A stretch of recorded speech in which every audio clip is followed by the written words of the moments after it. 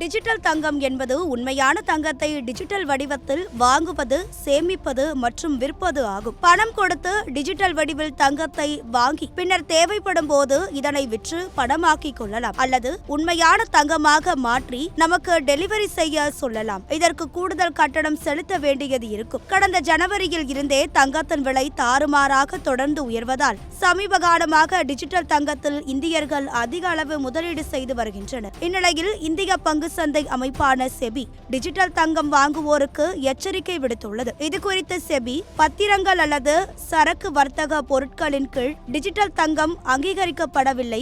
எனவே இவை செபி அமைப்பின் கட்டுப்பாட்டிற்குள் வராது.